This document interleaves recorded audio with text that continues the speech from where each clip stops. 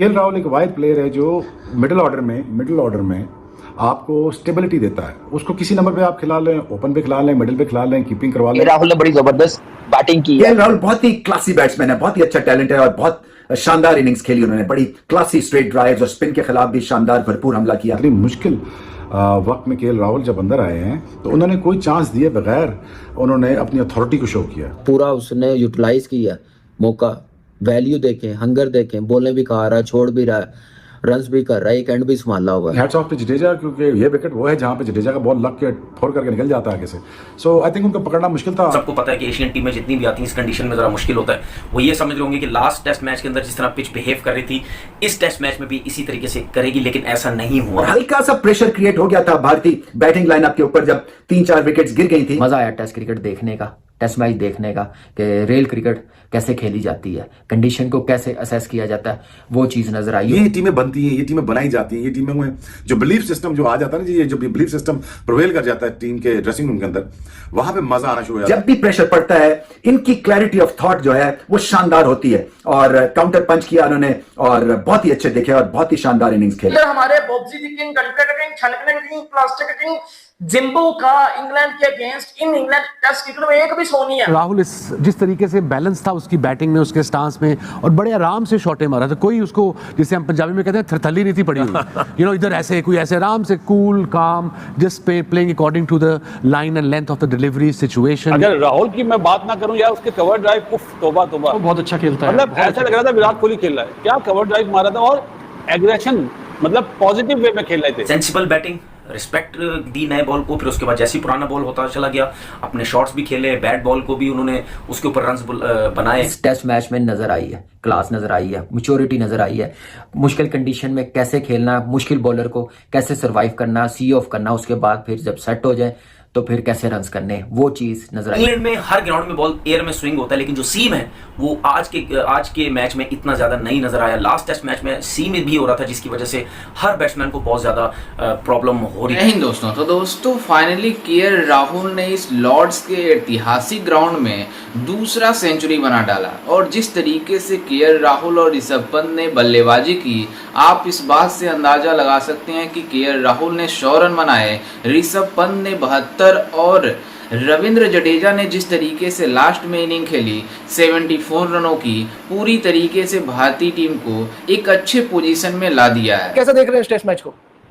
कल मैंने कहा था मुझे तो 50-50 टेस्ट मैच लग रहा है, तो 387 तो रन तो बना लिए, तो अब यहाँ पे नजर। लेकिन मैं अभी भी कहूंगा advantage goes to England because आखिरी बारी बहुत मुश्किल हो जाएगी। अभी से आप देखिए बॉल अचानक से बैठ जाता है, लो रह जाता है। अभी मैंने वोक्स के ओवर में देखा, देखिए वो बिल्कुल रह रहा, पहले दिन से ऐसे रह रहा था, लेकिन आप देखिए यहाँ पे चौथी बारी ठीक है, नो डाउट इंडिया की अब वो अंडर प्रेशर है, वो सोचेंगे कि 250 से ज्यादा रन ना बनने दें, जितना जल्दी हो सके वो आउट करने, इससे ऊपर रन बन गए तो थोड़ा सा मुश्किल हो जाएगा। लेकिन यहाँ पे ये देखें कि 387 रन इंडियन टीम ने दूसरी बारी में बनाए हैं। कुछ ना कुछ उस टीम के पास था, अभी गिल ने रन नहीं किए हैं, तो आप देखिए राहुल की है सेंचुरी, क्या कमाल की सेंचुरी, क्या टेम्परामेंट, क्या गेम अवेयरनेस, कैसे इनिंग्स बिल्ड की है, एंड संभाला और पार्टनरशिप लगाई है। फिर पंत ने आके जो डेंट पहुंचाया ना, वो मेरे ख्याल से जहां पे उन्होंने 70-80 रन की लीड लेनी थी ना, ये रन आउट बड़ा कॉस्टली रहा है इंडियन टीम के लिए। 72 रन जो उसने बनाए, बड़ी जबरदस्त अप्रोच और इंजरी के साथ इतना इजी था, मुश्किल था। सॉरी 74, वो 72 जडेजा ने बनाया। जडेजा नहीं, उसका रन आउट हुआ तो जडेजा का कैच भी तो छूटा ना कहीं किस्मत जान ले रही है, देख रही है। बिल्कुल, रन आउट तो इंग्लैंड टीम ने 4 छोड़े हैं नीतीश कुमार रेड्डी और जडेजा के, आप देख ले। लेकिन ये है कि एक कांटेदार मुकाबला। जब आप इंडियन यंग टैलेंट को देखते हो कि यार वो सीना कंट्रीज में जाकर जो परफॉर्मेंस देते हैं बैटिंग में, बॉलिंग की तो मैं बात ही नहीं कर रहा, वो तो बुमराह अच्छा कर रहे हैं, बैटिंग पे आ रहा हूं डायरेक्ट। आप देखो इस टीम में विराट कोहली, रोहित शर्मा नहीं है। जब जिस टीम के 2 पिलर की टीम में ना हो, वो टीम तो बैटिंग में भाईजान लेट जाती है, बट ये टीम लेटी नहीं है। इंडिया की टीम, इंडियन यंग टीम की बात कर रहा हूं कि जो बैटिंग राहुल ने की है आज के मैच में, मतलब लॉर्ड्स में जहां किसी क्रिकेटर का ख्वाब होता है कि भाई लॉर्ड्स में क्रिकेट ही खेल लूं, लॉर्ड्स में एक मैच देख लूं, लॉर्ड्स को दूर से ही देख लूं, वो राहुल वो लॉर्ड्स में अपना टेस्ट में दूसरा 100 मार गया। मतलब जिधर हमारे बॉब्जी दी किंग, घंटे का किंग, छनकने का किंग, प्लास्टिक का किंग, जिम्बो का इंग्लैंड के against in England test cricket में एक भी 100 नहीं है। जिधर बाबर आजम का टेस्ट क्रिकेट में इंग्लैंड में 100 ही नहीं है, उधर केएल राहुल अकेला लॉर्ड्स में 200 मार गया। 2021 में 129 हिस्टोरिक हिस्ट्री क्रिएट की थी, 129 मारा था। फिर जो है वो आज फिर केएल राहुल ने तबाही किस्म का 100 मारा है और टीम इंडिया को मतलब मुश्किल सिचुएशन से जो है वो निकाल के एक ऐसी सिचुएशन में डाल दिया जहां इंडिया ये टेस्ट मैच अब जीत लेगा। मतलब ये सब किसने किया? ये सब केएल राहुल ने किया। और मैं आपको बड़ी बड़ी हकीकत बातें जो है वो बातें बताता हूँ। केएल राहुल ने जो रिकॉर्ड्स बनाए हैं, केएल राहुल का इंग्लैंड में ये चौथा 100 है टेस्ट क्रिकेट में। मतलब आप अंदाजा लगा रहे हो, 2014 में मारा, फिर 21 में मारा और 25 के टूर में ये केएल का दूसरा 100 है England. KL Rahul century at Lord's करने के बावजूद भी उसको सेल्फिश का टैग मिल रहा है, लेकिन मुश्किल तो थी। लंच के आखिरी बॉल के ऊपर विकेट गिरना, फिर आते ही सेंचुरी होने के बाद शोएब बशीर की एक ऐसी बाहर जाती है डिलीवरी को, मेरे ख्याल से कंसंट्रेशन का लैप्स हो गया सेंचुरी की खुशी के अंदर और वो विकेट चला गया।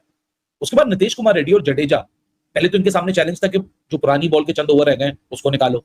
इन्होंने पहले उसको सर्वाइव किया, उसके बाद आई नई बॉल, और नई बॉल को जिस तरह भाई साहब इन दोनों ने मिलकर सर्वाइव किया है, इंग्लैंड अपने आप से सवाल पूछेगा भाई साहब विकेट क्यों नहीं निकली, क्यों नीतीश कुमार रेड्डी आउट नहीं हुआ। जोफ्रा आर्चर अपने आप को देखेगा और सवाल करेगा कि भाई साहब ये हुआ क्या। Reddy and Jadeja has defied the odds here at Lord's, जहां ये ऐसे बहुत सारे लम्हात थे कि जहां लगा कि अब गया विकेट और तब गया wicket. 4 run-outs. A team like England जो कि प्राइड लेती है अपनी एथलेटिज्म में, अपनी फील्डिंग में, अपनी बॉडी लैंग्वेज में, 4 रनआउट मिस किए हैं। और वो ऐसे रनआउट्स थे जो कि रनआउट्स हो सकते थे, लेकिन कभी कभार लक का फैक्टर, जैसे करुण नायर के साथ कल लक नहीं थी, मिली इंचेस। तो केएल राहुल के लिए ये रन काफी नहीं है क्योंकि उन्होंने 100 रन बनाए हैं। बाय द वे, आपको बता दूं, ये one of the most difficult pitch है इंग्लैंड के अंदर जो इस टाइम के ऊपर मैच चल रहा है। हमारा लॉर्ड्स वाला जो मैच है, ये बहुत डिफिकल्ट और बहुत ही खतरनाक किस्म की पिच बनाई हुई है। मतलब ये स्पिनर को भी हेल्प कर रही है, ये फास्ट बॉलर को भी हेल्प कर रही है। यहाँ पर सारे बैट्समैनों को प्रॉब्लम हो रही है, लेकिन हमारे लॉर्ड राहुल साहब जो है वो इस टाइम के ऊपर किसी के बाप की नहीं सुनने वाले, वो किसी की मां की नहीं सुनने वाले। इनफैक्ट वो यहाँ पर अपने कप्तान की भी नहीं सुनने वाले, क्योंकि कप्तान कह रहा है कि यार देखो ये जो है ना, ये कर लेना, वो कर लेना। केएल राहुल कह रहा है तेरे से ज्यादा सीनियर हूं, तेरे से ज्यादा रन बना चुका हूं और तुझे पता है कि भाई मैं क्या करना। वो केएल राहुल, देखो मानो या ना मानो, शुभमन गिल हमारे कप्तान है, इसमें कोई डाउट नहीं है, लेकिन दिल से देखा जाए ना, दिल से केएल राहुल को भी हमें मतलब कप्तानी की नजरिए से देखना चाहिए कि वो कप्तान तो कमाल का था। उसने लखनऊ सुपर जायंट के साथ कप्तानी की, उसने इवन आई थिंक वो इंडिया की भी मैच में कप्तानी की है शायद, if I am not wrong. तो ये तो पक्की बात है कि भाई उसके अंदर एक कप्तान छुपा बैठा है जो कि निकल के आता है जब भी इंडिया प्रॉब्लम में होती है। अब रिसेंटली पाकिस्तान के अगेंस्ट 2023 के अंदर आपको याद होगा, इंडिया पाकिस्तान का मैच था, पाकिस्तान के बॉलर बड़े अच्छे थे उस टाइम के ऊपर, लेकिन केएल राहुल ने मार मार के टट्टियां पोटियां निकाल दी थी हमारी। इतना मारा था पाकिस्तान के बॉलर्स को, इतना मारा था कि लिटरली हम पागल हो गए कि भाई इतना कौन मारता है। जैसा कि आपने वीडियो में देखा कि किस तरीके से पाकिस्तानी मीडिया भारतीय टीम के इस शानदार प्रदर्शन को देखकर, खास करके केएल राहुल, ऋषभ पंत और रविंद्र जडेजा ने जो बल्लेबाजी करी है, मतलब पूरी तरीके से इंग्लैंड के बेस बॉल को बताया कि किस तरीके से बल्लेबाजी की जाती है। क्योंकि ये जो लॉर्ड्स का ग्राउंड है, इस पर बैटिंग करना थोड़ा मुश्किल है। जैसे एडवेस्टन में जिस तरीके से ग्राउंड थी, उस तरीके की ये ग्राउंड नहीं है, जिस वजह से ज़्यादा रन्स नहीं बन पाए। लेकिन इंग्लैंड की टीम 2 रनों से आगे है, क्योंकि भारतीय टीम ने 387 रन बनाई और जो दूसरे इनिंग का इंग्लैंड ने खेल समाप्त हुआ उसमें 2 रनों से आगे है। लेकिन जिस तरीके से भारत ने इस लॉर्ड्स के ग्राउंड में शानदार बल्लेबाजी की है, खास करके केएल राहुल ने साबित कर दिया कि किस तरीके से वो बल्लेबाज हैं और कितनी शानदार मिडिल ऑर्डर में आकर बल्लेबाजी कर सकते हैं। लेकिन आपको बता दें कि केएल राहुल के लिए ऐतिहासिक पारी थी, क्योंकि लॉर्ड्स के ग्राउंड में केएल राहुल ने दूसरा सेंचुरी बना डाला। और जिस तरीके से वो केएल राहुल खेल रहे हैं, आप इस बात से अंदाज़ा लगा सकते हैं कि केएल राहुल टेस्ट में अपना 4था शतक बनाए और लॉर्ड्स के ग्राउंड में दूसरा शतक है इनका। मतलब पूरी तरीके से सभी को बता दिया कि केएल राहुल ने कि किस तरीके से सेंसिबल होकर बल्लेबाजी किया जाता है। जब टीम मुश्किल में हो तो किस तरीके से अपने टीम को इस मुश्किल कंडीशन से बाहर निकाला जाता है, ये सब केएल राहुल ने बताया। और जिस तरीके से उसके बाद से ऋषभ पंत ने उनके साथ बल्लेबाजी करी, ऋषभ पंत भी काफ़ी अच्छी बल्लेबाजी कर रहे थे, लेकिन रन्स लेने के चक्कर में जिस तरीके से वो रन आउट हुए, उसके बाद से भारतीय टीम जिस तरीके से लगा कि अब लड़खड़ा जाएगी, लेकिन उसके बाद से केएल राहुल भी आउट हुए, लेकिन जब रविंद्र जडेजा आए तो उन्होंने सेंसिबल होकर क्रिकेट खेली और भारतीय टीम को एक अच्छे स्कोर पर पहुंचाया। यानी दोनों स्कोर, जो इंग्लैंड 387 बनाई थी, वहां पर भारतीय टीम ने भी 387 रनों का स्कोर खड़ा कर दिया। लेकिन इंग्लैंड की तरफ जब दूसरे इनिंग में बल्लेबाजी करने आई तो 2 रन बनाई और 2 रनों से ही इंग्लैंड की टीम आगे है।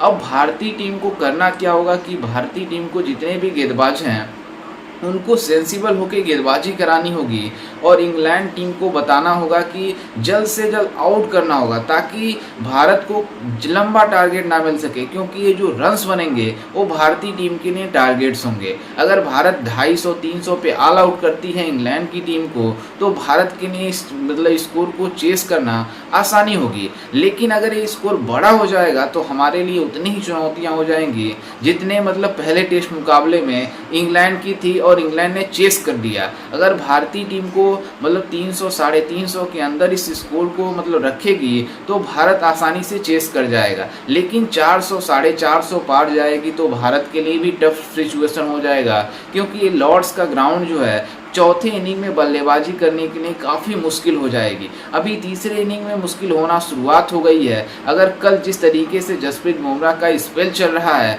अगर जसप्रीत बुमराह आते ही जिस तरीके से गेंदबाजी मतलब अच्छी तरीके से गेंदबाजी कराकर इंग्लैंड के टॉप ऑर्डर्स को उड़ा देंगे तो भारत के लिए काफ़ी ज़्यादा आसानी होगी, मतलब बाकी बैट्समैनों को आउट करने के लिए। तो जिस तरीके से भारत इस पोजीशन में है, काफ़ी अच्छी पोजीशन में है, लेकिन इंग्लैंड भी काफ़ी अच्छी पोजीशन में है। तो इन दोनों मतलब बल्लेबाजों को भी देखना चाहिए, भारतीय बल्लेबाजों को और गेंदबाजों को भी। खैर, इस पर आपकी क्या राय है, हमें अपनी राय कमेंट में ज़रूर दीजिएगा और साथ ही हमारे चैनल को भी सब्सक्राइब जरूर कीजिएगा। मिलते हैं किसी अन्य वीडियो में, तब तक के लिए जय हिंद, वंदे मातरम।